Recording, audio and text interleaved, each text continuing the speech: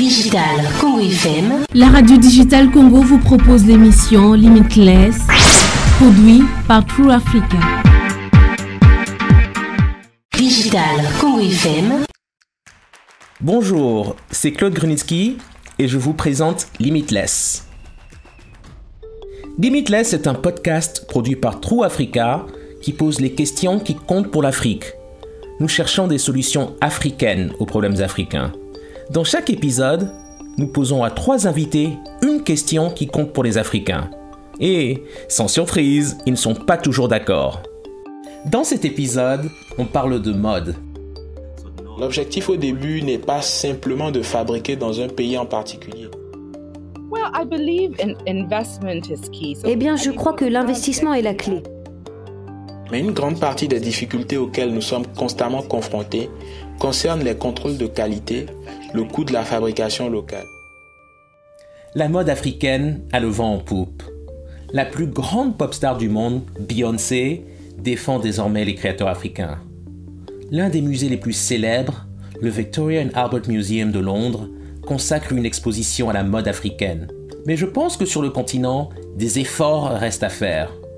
Pourquoi désirons-nous toujours porter des créateurs étrangers alors que nous pourrions acheter auprès de marques africaines? J'ai échangé avec un designer, un investisseur et une entrepreneur de la manière dont nous pouvons inciter les Africains à acheter du Made in Africa.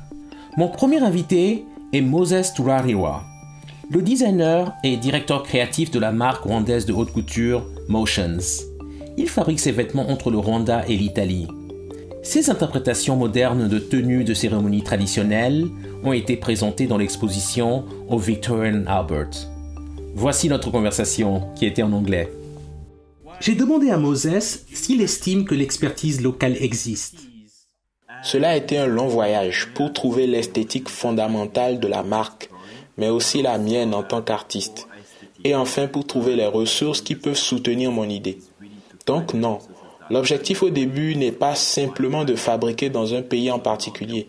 Ma marque ou mon esthétique sont vraiment au cœur de l'artisanat, dans un souci du détail, mais aussi de l'environnement. L'Italie est venue après que je sois allé développer mes compétences en design de mode. Et parce que j'ai passé 2 ans à faire mon master en design de collection à Florence. Et puis j'ai trouvé le lien avec ce qui se faisait dans mon propre pays, en travaillant avec différents artisans, hommes et femmes, couturiers, modélistes et couturières. Finalement, c'était Rwanda et Italie parce que ce sont les 2 environnements qui contribuent à mon expérience d'artiste. Et puis toutes ces esthétiques se complètent pour donner vie à mon idée, sans considérer l'étiquette, mais surtout la liberté d'un artiste d'exprimer l'idée avec toutes les ressources qui peuvent être trouvées dans l'univers. J'ai également voulu savoir si les Londoniens sont réceptifs à son style spécifique et à la marque dont il fait la promotion jusqu'à présent. Je dirais tout à fait parce que, comme je l'ai dit, les premières personnes pour lesquelles j'ai conçu sont des Rwandais, parce qu'ils peuvent tellement s'identifier à la façon dont j'interprète mon genre de conception, ou parce que j'utilise la plupart des concepts qui sont liés dans la culture du passé, mais aussi en essayant d'évoluer, en essayant de créer ce à quoi ressemble la culture d'aujourd'hui ou de demain. J'ai demandé à Moses quelles sont ses ambitions pour l'industrie de la mode africaine. Je pense que pour avoir une industrie africaine ou une industrie fabriquée en Afrique, c'est que nous devons penser au-delà de l'industrie africaine. Vous savez, ça ne devrait pas être juste africain. Ça ne devrait pas être noir, ça devrait être ce que c'est et le cœur de la fabrication. C'est là que nous devons d'abord penser en tant qu'artiste avant de penser en tant qu'artiste africain ou entrepreneur africain ou passionné africain. Donc je pense que je défendrai principalement l'expression de soi, mais sans être limité par cette question de savoir à quoi ça ressemblerait le Made in Africa. Notre prochaine invitée est Roberta Annan du Ghana. Elle a eu une carrière vraiment fascinante. Elle a suivi une formation scientifique aux États-Unis à l'université de Georgetown, mais elle dirige maintenant plusieurs fonds d'investissement et de capital risque. Elle a fondé l'Impact Fund for African Creators, IFAC, et l'African Fashion Foundation qui investit dans des entreprises dirigées par des créateurs de mode. Alors Roberta, comment pouvons-nous créer une industrie de mode africaine ? Eh bien, je crois que l'investissement est la clé. Depuis 10 ans, je suis en quelque sorte le fer de lance de l'un des principaux promoteurs de la mode africaine à l'échelle mondiale par le biais de la fondation qui a investi plus de 1,7 million d'euros de son propre argent, sans aucun financement extérieur au cours de la dernière décennie, en promouvant des bourses d'études, des bourses de perfectionnement, en soutenant l'industrie, des opportunités pour les créateurs de rencontrer de nouveaux marchés et de nouveaux acheteurs, etc.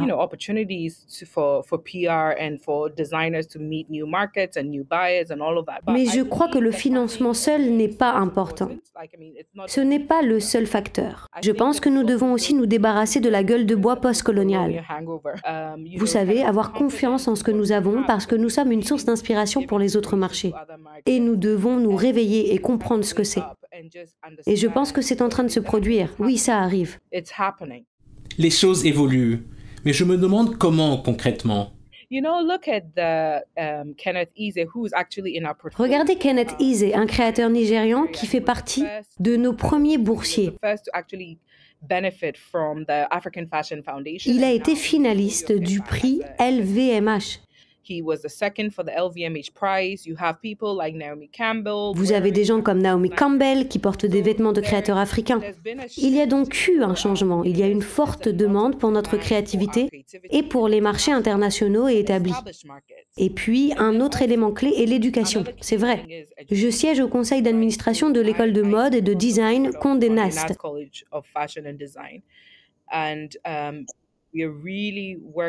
Et vous travaillez vraiment, vous cherchez des moyens de combler le fossé entre ce qui est enseigné à l'étranger, les normes internationales d'enseignement de la mode.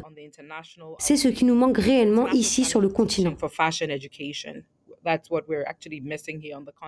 Pour finir cette discussion, je crois qu'il est important que nous discutions du rôle du système éducatif dans la mise en place d'une réelle industrie.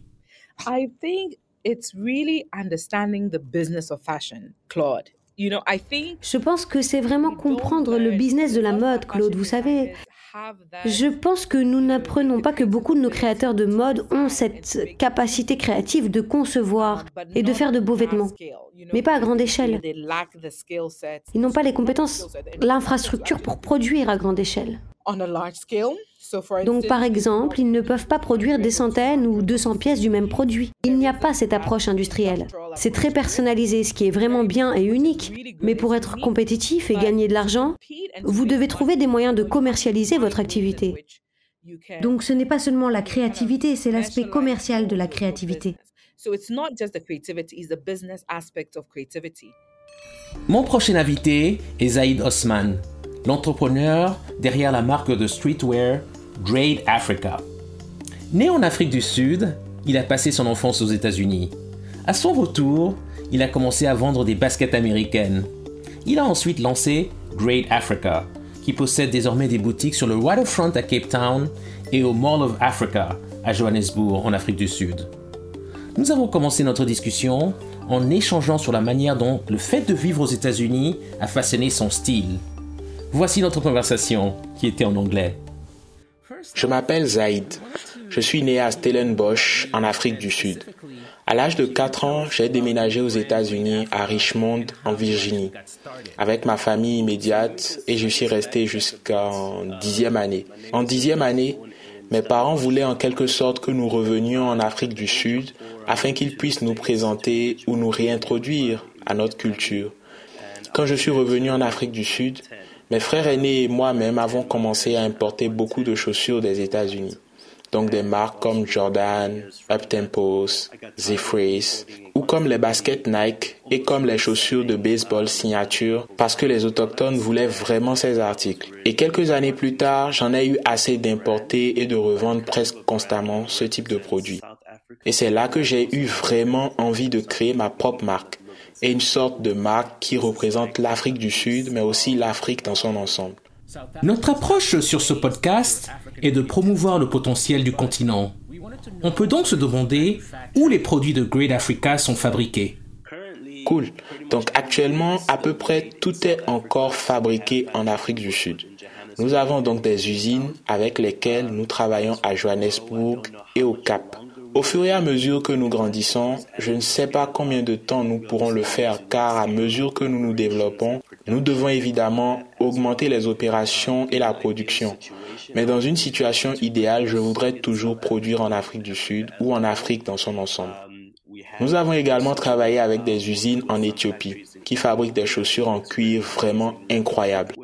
Nous avons fait une collaboration avec eux, nous explorons Maurice ou le Lesotho et nous faisons vraiment des allers-retours avec les usines et essayons vraiment de comprendre comment continuer à construire cette marque en Afrique. Mais une grande partie des difficultés auxquelles nous sommes constamment confrontés concernent les contrôles de qualité, le coût de la fabrication locale.